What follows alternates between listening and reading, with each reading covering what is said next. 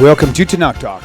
I'm your host, William Hall, broadcasting live out of Kingsland, Texas, USA, with another episode of TNT, the Twisted New Testament, with Rabbi Stuart Federow from the Big Edge, Houston, Texas. Tonight, Isaiah 43:19. Did I do that right? Yes. Did God create? Was this a prophecy of God creating a new thing with Christianity? That's what we're going to be discussing. Rabbi, thank you for joining us. Shalom, shalom. Always a pleasure. Let's get the finger dance in. I usually will show people. Come on. 1, 2. Close enough. All right, here we go. Yeah, so there you have it, folks. We're going to be discussing the Isaiah 43:19. That's what we want to find out. Isaiah 43:19. Yep. It seems to be fair, I need to go and mention who sent that to me. 1 second. Because I just think that would be a good thing to do. I don't have it up. I'll pull it up and I'll mention. And once again, it's not telling me you're on. And once again, I can't find it by doing Tanakh Talk. Right. Well, there's 2 watching, so it's definitely on. So, hey, Deanna and Christo. Good to see you guys.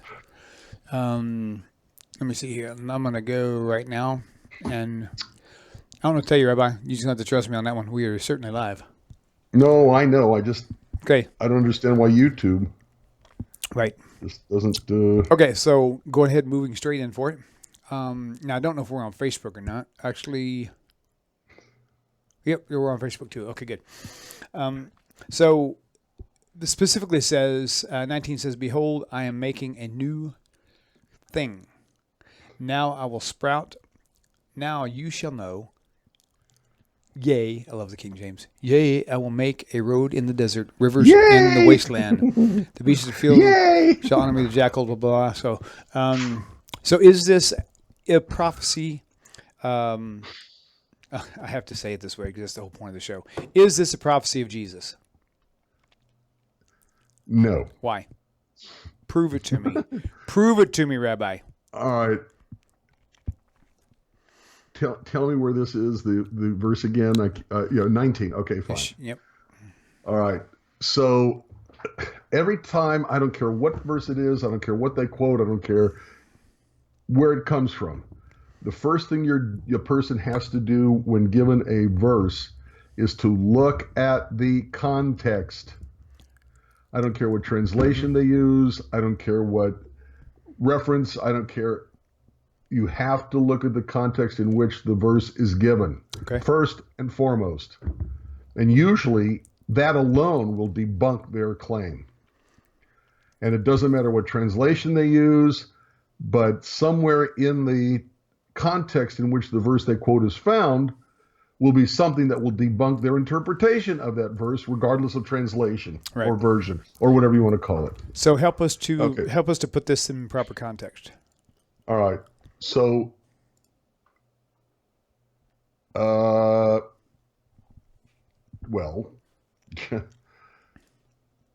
to Isaiah 43:1. It's just all the way to the top of the chapter. Okay, got it. I'm gonna put you and it on screen. Hang on just a moment. Oh, what did that happen? Oh, here we go. Give me 1 second. I gotta scale this down. Okay, almost there. Sit tight. A little bit more. So I got to do this right, otherwise I got to go back and edit like tons of stuff. Okay, here we go. About 10 seconds, you'll see it. Okay, and now I'll read until you see it. When you see it, start reading. "And now so said the Lord, your creator, O Jacob, the one who formed you, O Israel, do not fear, for I have redeemed you, and I called you by your name. You are mine." You see it yet? Well, remember, I can't bring it up. No matter what I do, it doesn't come up. Really? Okay. But it doesn't matter. The point is who is the you? Who is the thee? Who is the thou? Who is this talking about? In that first verse, it tells you. Right. Oh, Jacob.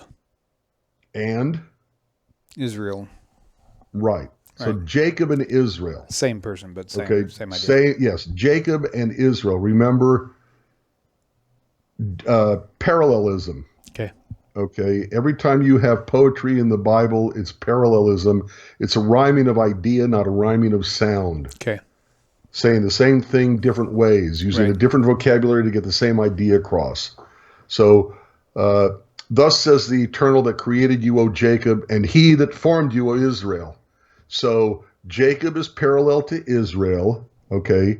Created thee is parallel to form thee, okay? So the point I'm making is that from the moment you have the chapter, the word thee, the word you, the word thou, the word thy, the word whatever, is referring to the Jewish people.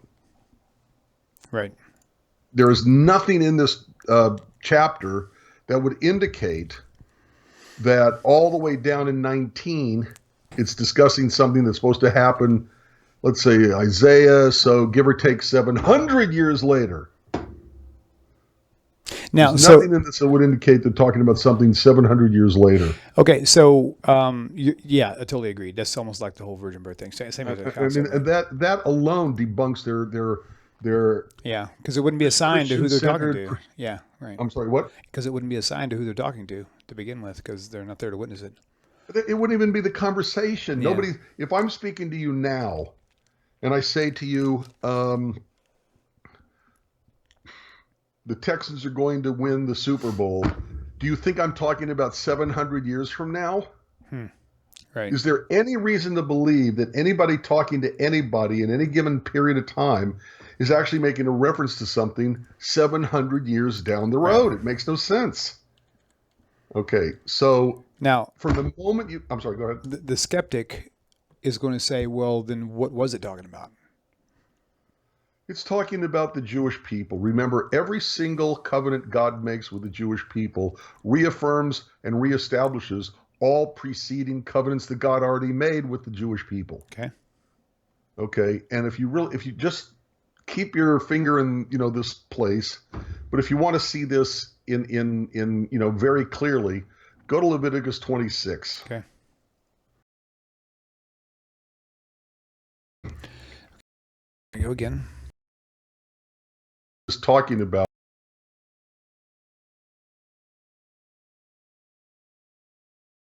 and I will remember, and I will remember the land. Exactly, because the land is the symbol of the covenant. Keep the covenant, keep the land. Break the covenant, lose the land. Right. Can't get simpler than that.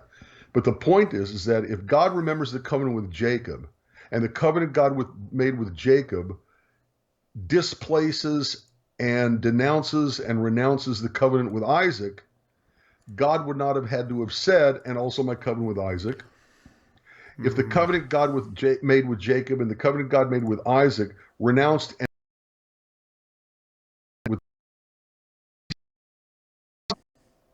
it's a reaffirmation. There's one covenant God made with the Jews, reaffirms through Jacob, reaffirms through Isaac, okay, starting with Abraham. When God made a covenant with the Jewish people through Moses, okay, did that renounce, denounce, destroy all the covenants God made with Jacob, Isaac, and Abraham before that? Of course not. It was the same covenant, just being reaffirmed and reestablished again. Wow. Okay, so go back it now to Isaiah, what it was, 43 something. Yeah. 43. Oh, had the right mouse. Hang on. Okay, back one. Okay, 43:19, I believe it was. Yep, behold, I'm making a new thing. Right, okay. and go back to the beginning of 43. Okay, let me put you back on screen with the verse, even though you can't see it. Where's your phone at, Rabbi? Do you have your cell phone with you? Unfortunately, it's being charged. How long has it been on the charger? You may have enough to scan the YouTube with it. Is it in reach? Yeah, so you can actually see what's going on with YouTube. Okay. Yeah, but why can't I pull it up? That's a good question. Hit your refresh on your YouTube. Either close out your internet and reopen it, or just hit the refresh page and see if that'll do it. Bingo, got it. All right, good. Yay! Thank you. Next. Okay. Right. All right, so you're up. Slow, but it's there. 18, 19. Skip ad for you. Yep. Okay. Is it big enough for you to see? Oh, yeah, it's fine. Okay. Especially if I put on my glasses. Oh, and it looks like I just realized that it's kind of off-centered. Let me back out of here. Hang on a second. There we go. Got it. Oh, My mouse just covered it up. Okay, you're good. Michael Martin, I have post-dated checks 3,000 years. That's actually pretty clever. Very funny. That's very All clever. right, let me do my usual. Hi, all. Okay.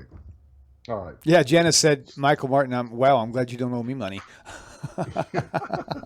That was funny. Okay. Good one, Michael. You too, Janice. All right. So I guess I do need this. By the way, hello, Devin, Muhammad, Jeff, Yasmin, Motor, Stuart, Christo, Deanna, Christy. Good to see everybody there. Thank you for all tuning in. Yeah, don't look at me, Christy. I don't know why this doesn't come up. I bring it up again. It doesn't do anything. All right. So, okay. Go back to verse 1. Oh, yeah, you told me that. I forgot. Of the Psalmi. Okay. I can't find my dang mouse. What is up with this? Oh, it wouldn't go over far enough. I have 3 screens set up horizontally, and I've got to travel a long way to get that mouse over there. You know, there's another thing that I think needs to be said, and that's people forget that the Bible was written by a God who has a sense of humor. Right. And that's very important to understand. Okay, so verse 2. When you, who's the you? Jacob, Israel. Pass through water, I am with you, and in rivers they shall not overflow you. When you go amidst fire, you shall not be burnt, neither shall a flame burn against you. Everything positive about the Jewish people. Verse 3, for I am the eternal your God, the Holy One of Israel, your Savior. I have given Egypt as your ransom, Cush and Saba in your stead. Since you are dear in you, Jews, are dear in my eyes, you are honored and I loved you, and I give men in your stead and nations instead of your life. Fear not, for I am with you. From the east I will bring you seed, and from the west I will gather you. I will say to the north, give, and to the south, do not refrain. Bring my sons from afar and my daughters from the ends of the earth. Notice what this is saying.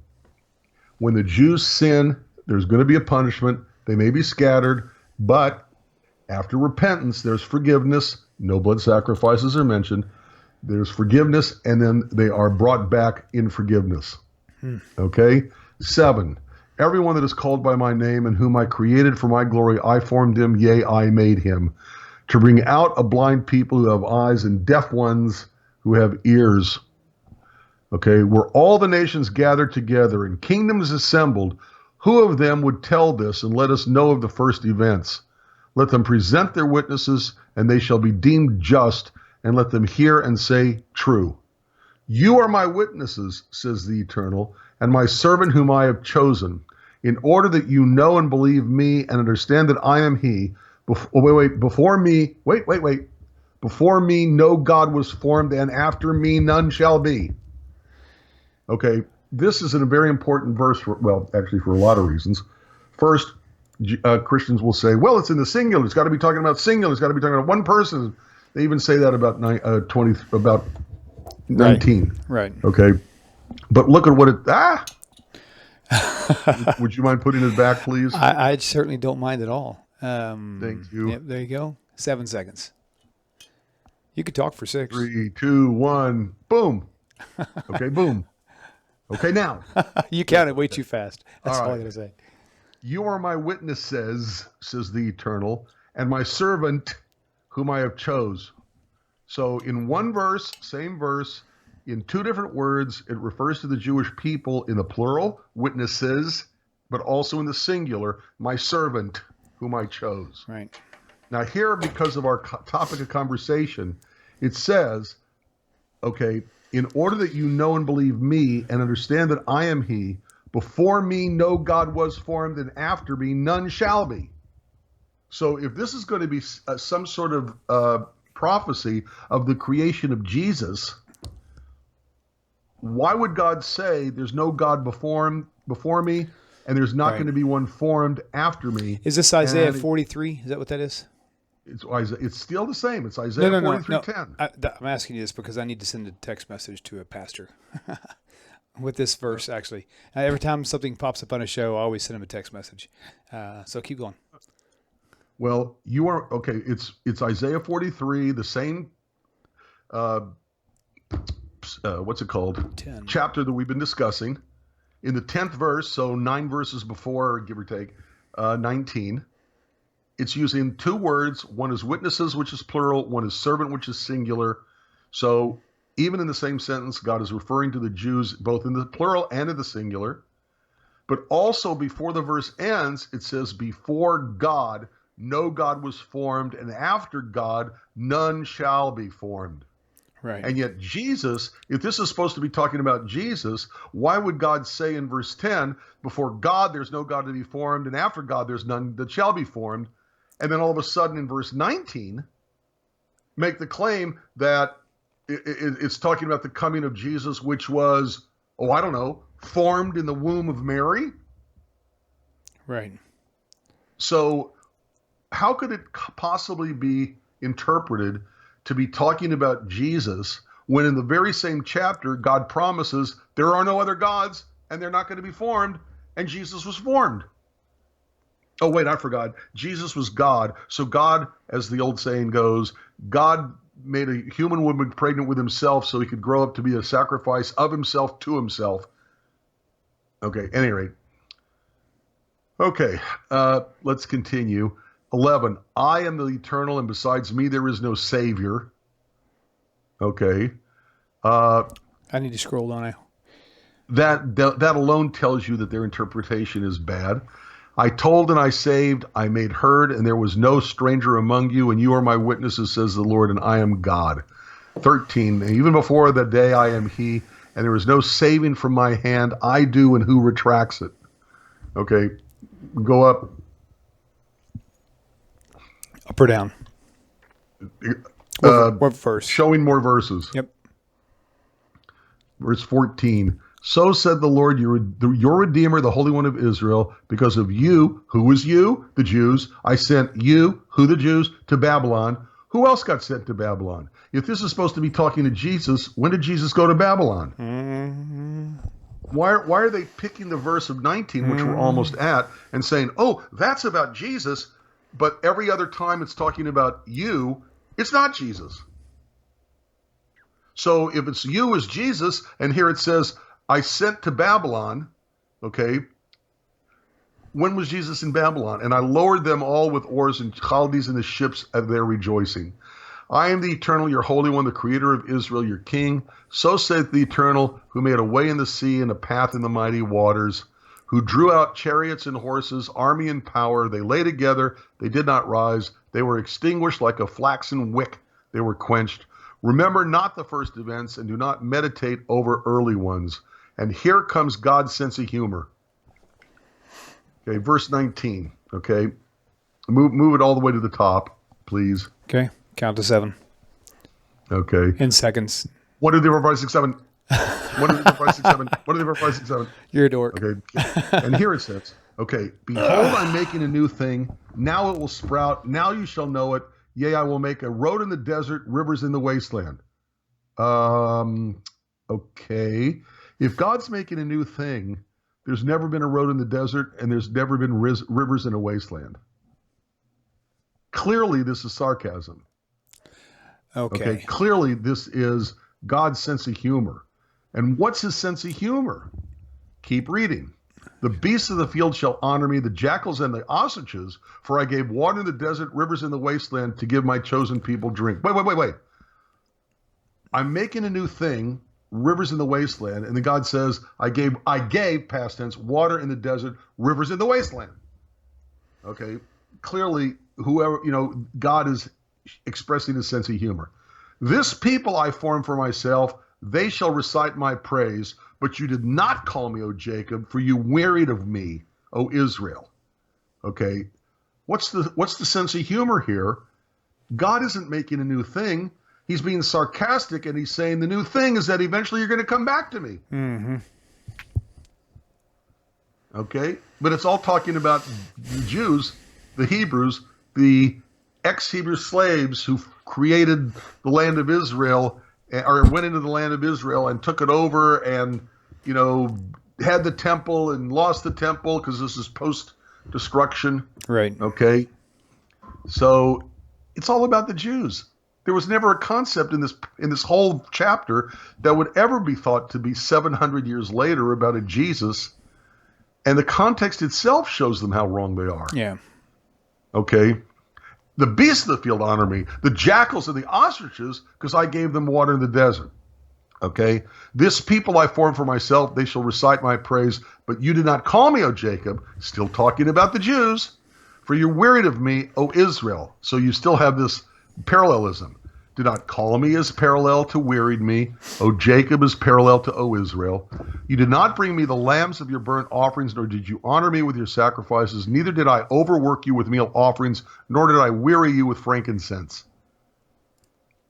To me, it's sarcasm. It's God saying, I'm going to do something new. You're actually going to worship me. You're actually going to do what you've been commanded.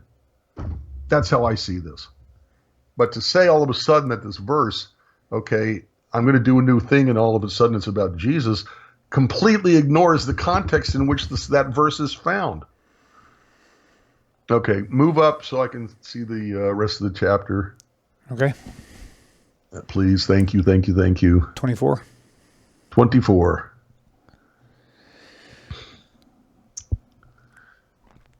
Neither did you purchase your cane for me with money, nor have you sated me with the fat of your sacrifices, but you have burdened me with your sins.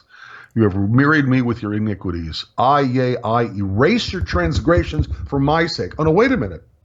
If 19 is about Jesus, and the you is Jesus, and then here in 25, God is saying, I erase your transgressions for my sake, and your sins I will not remember. So if 23 is about Jesus, how come 25 isn't also about Jesus? This would be saying that Jesus sinned. Mm-hmm. Right. Remind me, let us stand in judgment. Tell in order that you may be accounted just. Your first father sinned, and your intercessors transgressed against me. Somewhere around there should be. You may keep scrolling. Yeah, why not? Okay. Oh, you got 3 verses left, 26 through 28. That's what I profane the thought. holy princes, then deliver Jacob to destruction, and Israel to revilings. Okay. I profaned the holy princes, and I delivered Jacob to destruction and Israel to revilings. Okay. This is the punishment you're going to get because you did not obey me.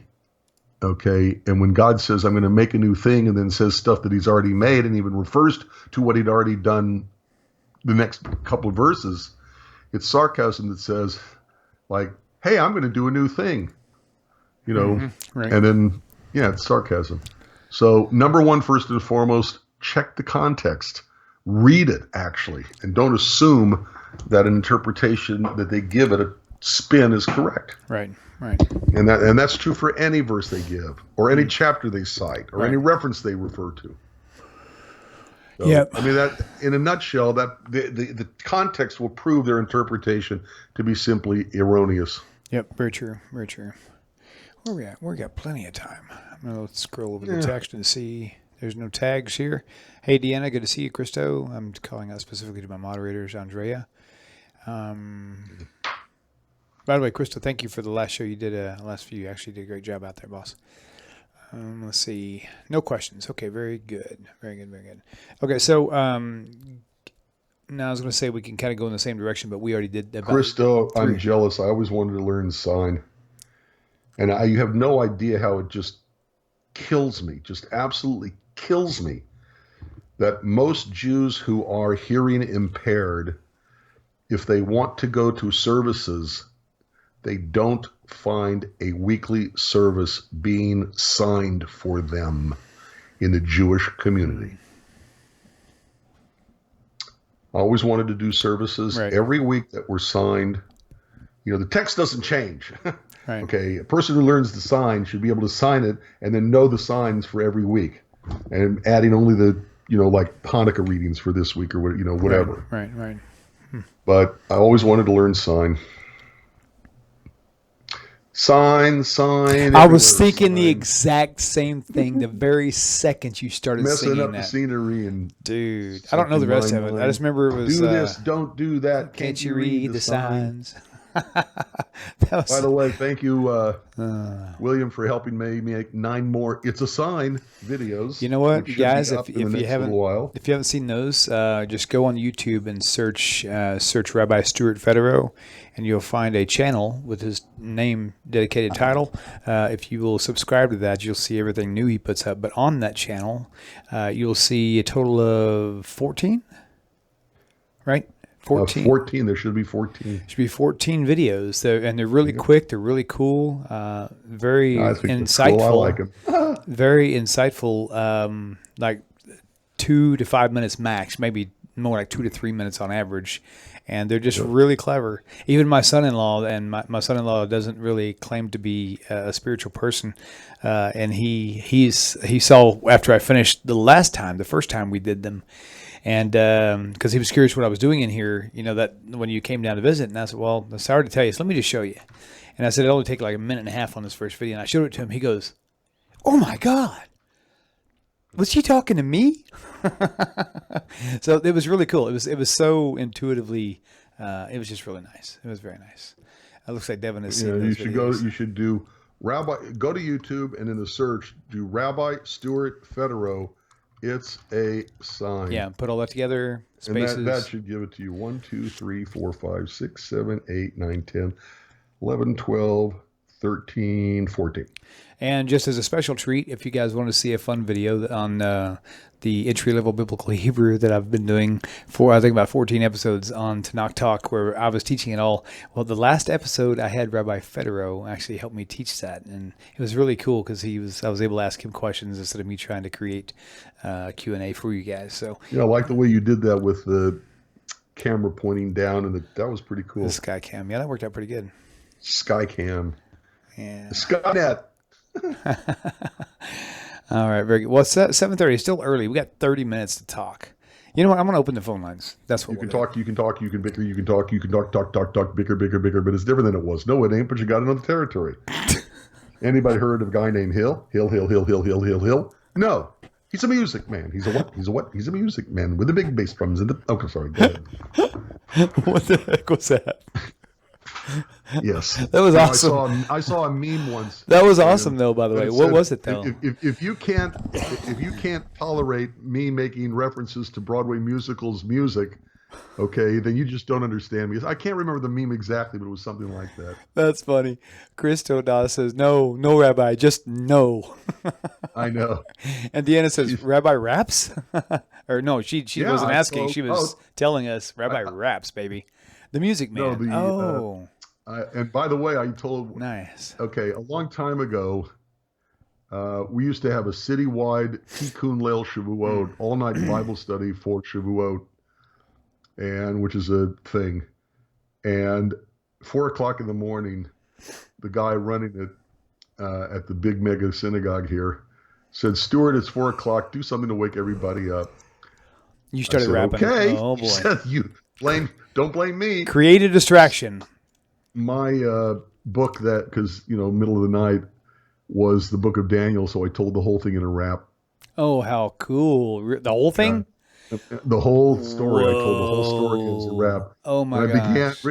William, I began by saying the following. I said, first of all, if you're going to study, the Bible, there are certain hand gestures. Okay, and I said, take your hand, okay, and then bend it at the wrist, okay. The 2 middle fingers keep bending, okay, and now shake. Like a rapper. And when I did that, somebody went, "Oh no, you're not going to." And I said, "Oh yes, I am." The rapping rabbi. Rap. Yep. That's funny. The rapping rabbi. That's awesome. Yeah. All right. Follow the bouncing dreidel. Okay, I just signed in. No. It was in English. I don't think anybody would follow a rap in Hebrew, unless you're in Israel. Hey, I'm glad my voice is coming back finally. I can actually start singing again, by the way. I've been like 2 months with no voice, and it's been aggravating as could be. Now I'm only like 85, 90%, but it's almost back. Yes. Cool. Yeah, well, don't do anything to go back the wrong direction. Yeah, no, I'm good. But I do like playing with my voice sometimes. So, and I like playing with weird stuff too. So, it's very important to understand that you have sound effects that help every situation. Yep. Anyway, okay, phone lines are open. 855-952-4253, 855-95-BIBLE.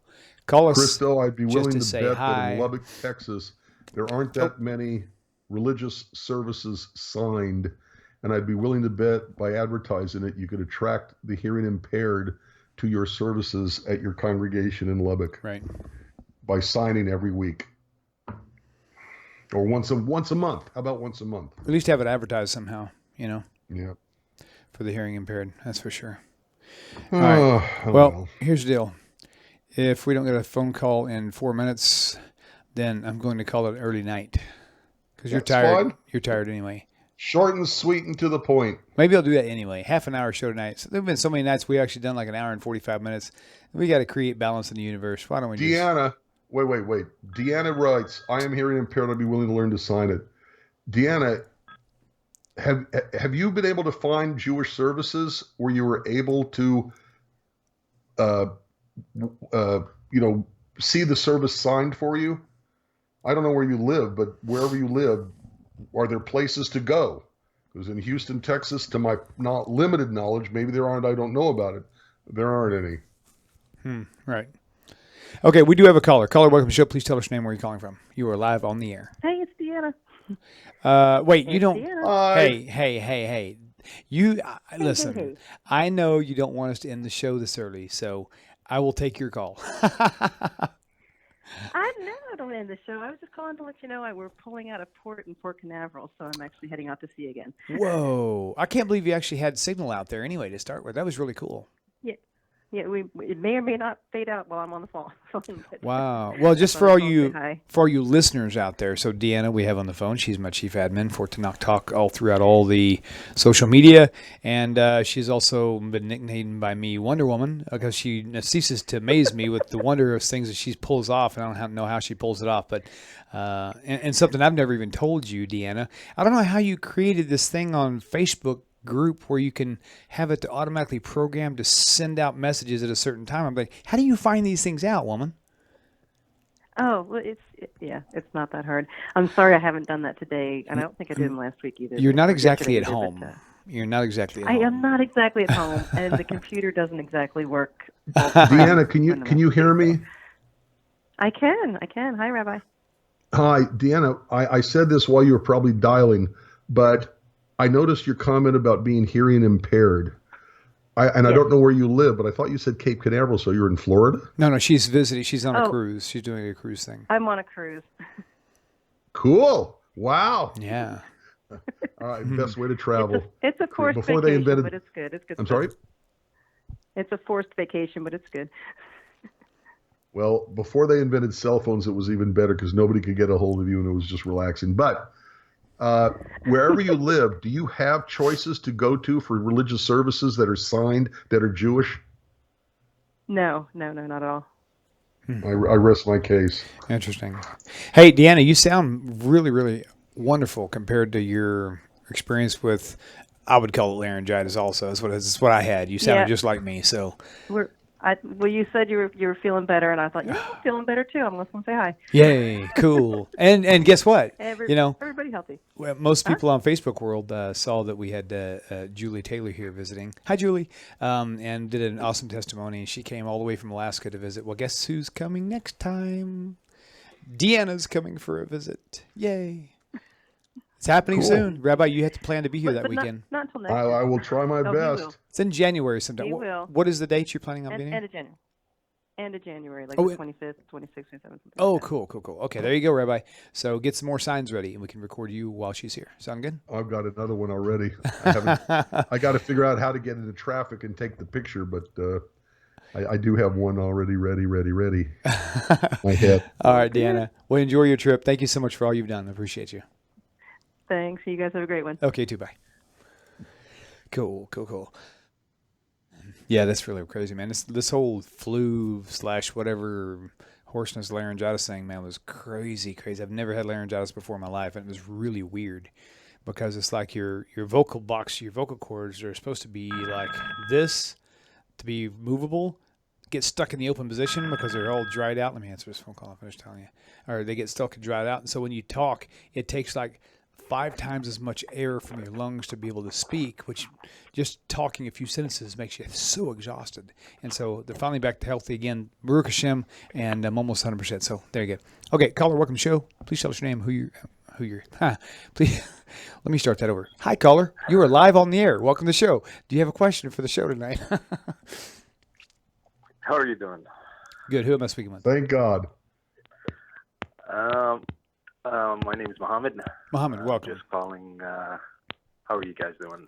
Doing hopefully, good. You guys are. Hopefully, you're doing well. I am doing much better. Thank you very much. I appreciate that, Mohammed. I had a couple questions actually, if you don't mind me asking them. No, go for it. Let me get a pen and I'll write them both down, and then you can. It doesn't mean we'll know the answer, but you're welcome to ask. Okay, question number 1. Go ahead, Mohammed. Thank you, guys. Thank you very much. I appreciate it. The first one is I do have a friend. He's a Christian friend of mine, and we just had a few discussions a couple of nights ago. And he seems to reference the Old Testament in order to justify, those prophecies and the usual, right? Right. But every time I had to kind of respond back by saying, when you're giving me these verses, all you're doing is basically giving me your interpretation of it. And to be fair, we need someone who is Jewish, and right. He has to give his interpretation of it, and then do a comparison. That's good answer, by the way. Good response. Who's correct? Yeah. And the reason why I do that is because, he does come to, he does the same thing with my book as well, and I always kind of have to explain to him, like, no, the wording is this, and the wording is that. So I understand coming from a Jewish background. When somebody tries to argue with you about the language that you know about, and it gets frustrating at the end, right? Oh yeah. So the latest thing that he has sent me was in the beginning was the Memra. I'm not sure if you guys ever heard of it. Mamre or Memra? And Nope.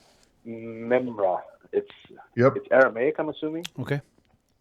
Yes. Yeah, so, and that's, their whole argument is basically saying that, it's more than one person doing the creation of Genesis, basically. And I looked at it, I was like, you guys, like even in the Arabic language, we have a similar concept of the plurality of majesty. This is what we call it. So when I had to explain to him, like, this is what we understand, and I'm pretty sure because it's Semitic language, it's a similar concept, so I don't know why you even went that way. Hey, but, Mohammed, can I ask you a quick question? Have you been watching tonight's show from the beginning, or have you just recently tuned in? From the beginning, yes. I did. Oh, okay. So you probably saw the part about Isaiah 43:19, right? Yes, I did, but I wasn't kind of constrained because my computer was... Okay, good, because that might be your answer you're looking for, just a really short answer. Isaiah 43:19, and just for grins, I just sent that to a pastor, by the way. It basically says, you remember what it says, the Lord, and my servant whom I have chosen, talking to Jacob, of course, he goes, that you may know and believe me, and understand that I am he, before me there was no God formed, neither shall there be after me. So this is the Creator himself talking. So there wasn't anybody but him. That could be a short, sweet, dagger to that point, so to speak. Yeah. Isaiah 43:19. 19. Okay, yes, sir. Perfect. So, yeah. And there's actually a lot. There's actually probably about 25 to 30 Tanakh verses that are very, very predominantly speaking against a Trinity or against a... Actually, there's more than 50. A Twinity. I saw somebody say the Trinity or Twinity. See if I can find them. Right. So I've actually got a list of about 30 of them. Are you on Facebook, Mohammed? No, I don't have Facebook. Okay. I'll tell you what I'll do. Are you minimum as possible? I'll tell you what I'll do. I'll try to copy. Why don't you send me an email, if you don't mind, with my and I'll just send it to TanakTalkQuestions@gmail.com and just reference tonight's show. And what and in that, send me your telephone number, and I will text you the list that I've got There's probably 30 or 40, maybe I've got all 50. I don't know, Rabbi, but I've got a long list of these verses that really rule out any possibility of a Trinity or a duality or anything besides Hashem alone. So I'll send it to you. Okay. Awesome. Thank you very much. And here it is. I got it. It's 53 verses. Okay, number 2. Sorry, Mohammed. Yeah, the second question is something I've always had this discussion with him, and I always said, for example, for you to justify that Jesus was considered to be God, you have to explain it to me how Jesus himself claimed to be God, when he himself kept always referring to the Father above, the Father above. And one of the things that I kind of asked him to read on and explain to me, how can you justify taking away the commandments when he came to fulfill those commandments, was on Matthew 5. Yep. 17. Verse 17 all the way down 19. Right. And, it was a little bit difficult for him to explain it, but he kept saying, basically using Paul as kind of a crutch to use to explain away these commandments. And I said, even the apostles never, they actually kept their commandments. So why is it that you're not keeping it? These are the kind of arguments that... Now, do you know this person personally, or is it just somebody online? Oh, no, he used to visit our mosque constantly, and kind of like, to do his preaching and everything. So, but I welcome those. I don't. Yeah, that's really good of you too, because I mean, really, everybody should be able to learn off of each other. In this case, how old roughly is he, and how long do you think he's been diligently studying his New Testament? He said that he studied Hebrew, and he's studied a few things here and there, but I'm not sure exactly. I haven't tested him. I'm actually trying to learn Hebrew myself, but the fact that he's in his, I believe, late 40s, early 50s. Okay, all right. So gotcha. But William, can you hear me? I can, yes, sir. Rabbi, go ahead. Okay, William, I just sent you my copy of somebody else's list of the 53 verses that speak against the Trinity and how God doesn't share being God with anybody, et cetera, et cetera. And you sent it on the oneness of God. You I just sent it to email on what email address? To your Tanakh Talk Gmail, I think. Or Tanakh Talk questions, maybe? No, Tanakh Talk Gmail. Let me just make sure. Trying to think that list. I think I'm the one who. Oh yeah, there it is right there. That it's opening up right now. Just, I don't want to take up more of your time, but I Sure. just wanted to mention that could someone, like, for example, in your case, use an argument saying that Jesus himself never said to keep away from the commandments, that he actually followed through with the commandments? Oh, actually, Muhammad, my personal belief, after all the years of my studying the New Testament as a Christian and even as a Messianic, I don't believe in the text. Well, first of all, we have to understand something. Matthew, Mark, Luke, and John are the only places, they're recorded places where there's red ink, except for a little bit in Revelation, right? A red letter, meaning that supposedly Jesus said that. But one thing you'll never find anywhere in those where Jesus said, "Hey, John, write this down. Quote me on this." Never. Correct. We have, and Paul's writings were the first ones that surfaced. 60, 70, right? AD. 10, 20, 30, 40 years after that were the Gospels. So the reliability of their memory of what Jesus could have said is very shaky at best. The general storyline of Jesus never really points him out violating the commandments. There are places where he did, and I've recently found those thanks to Rabbi Michaelson, Skobac, who really gave a really thorough examination of the New Testament and how it was actually a violation. But on the surface level, most of the time, like Matthew 5:17 is a great place that really means that points that out. He said, "Until heaven and earth pass, surely not one jot or one tittle shall pass from the law until everything is fulfilled." Right. So Jesus told everybody then that the law is going to remain established until heaven and earth disappear. So if you can look outside and see earth is still there, then that hasn't happened yet. So I can see that argument for Jesus in that message generally is probably accurate. Now, my personal opinion is this. The places where it could look like Jesus violated the Torah, I personally think that would have been a mistake on the behalf of the authors, because any Jewish person who is raised in Torah Judaism and understand the prophets would know that any prophet of Israel that says anything that violates Torah at all is immediately tossed aside. In fact, it even says that they're deserving of death if they say things that teach against the commandments of Hashem.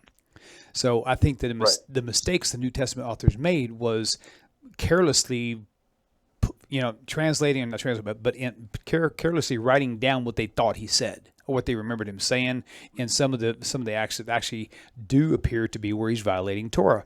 So with that said, anybody who's going to show up, who's going to claim to run for president, I'm putting this on a different spin now, they're going to study the U.S. law. They're going to study the laws of what you can do, what you can't do before they even run for president. So why would any messianic figure come up in a blind side and not know what the rules are and say, yep, I'm the guy, and then all of a sudden start doing these things that are clearly a violation of Torah? So I just think that the New Testament is very sloppy in my opinion, and I don't think it accurately represents who this Jesus figure was, if he even was a real figure. And I don't care if he was or wasn't. I don't lean one way or the other. I'm just stating that because there's arguments out there to say that he was a fictional character altogether. And honestly, I don't really know, or I don't really have any stock in it anymore, so it doesn't bother me one way or the other. Right. Okay. Fair enough. And I appreciate you. Yes, certainly. Hey, call us back anytime, man. Thank you very much. Yeah, appreciate you, man. Hey, keep commenting on YouTube, man. We'll keep it on you, okay?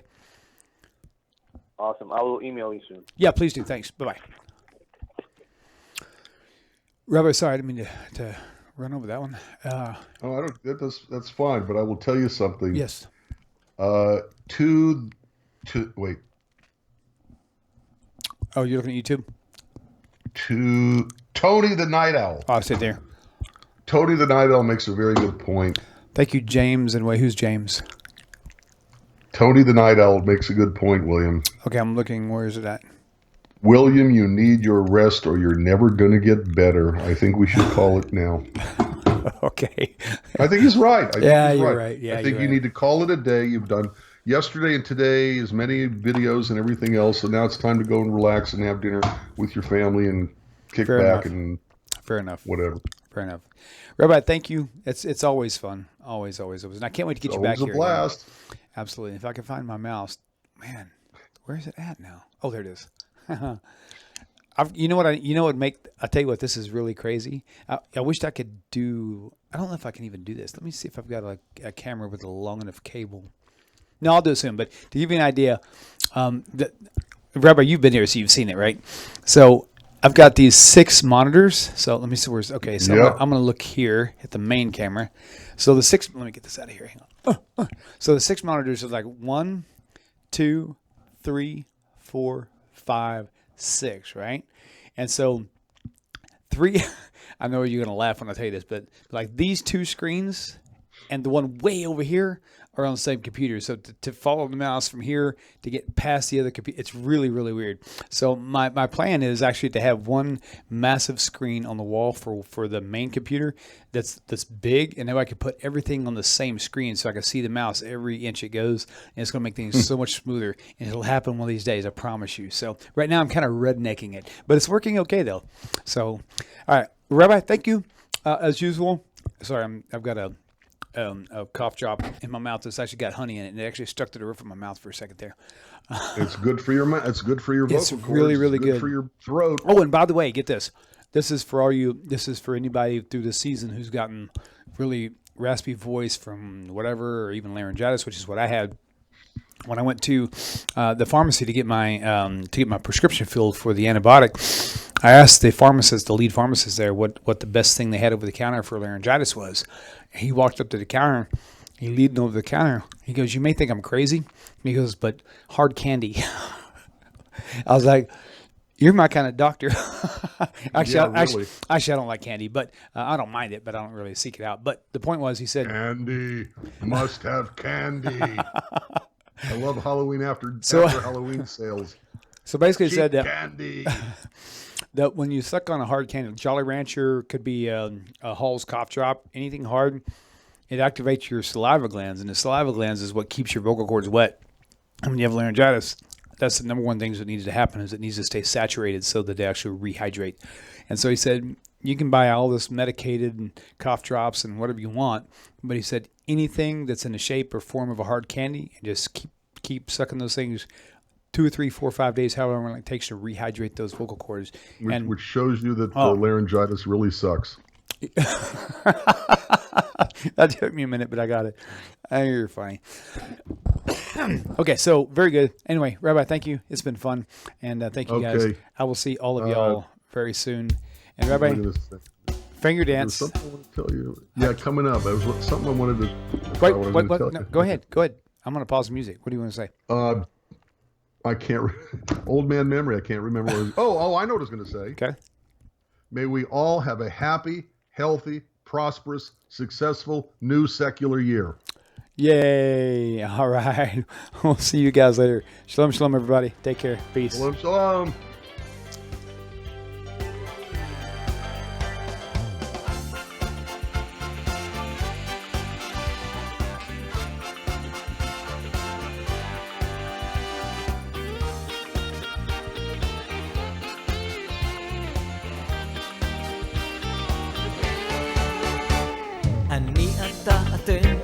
תמיד כולם ביחד, חשוב מכל חשוב והכרחי להיות ביחד. איפוק זו העוצמה, ויתור זו הגדולה, השאיפה והכמיהה. אני אתה אתם תמיד כולם ביחד, חשוב מכל חשוב והכרחי להיות ביחד. איפוק זו העוצמה, ויתור זו הגדולה, השאיפה והכמיהה. חושבים טוב ונושאים בכל האופנים, זה טבעם של אנשים שונים.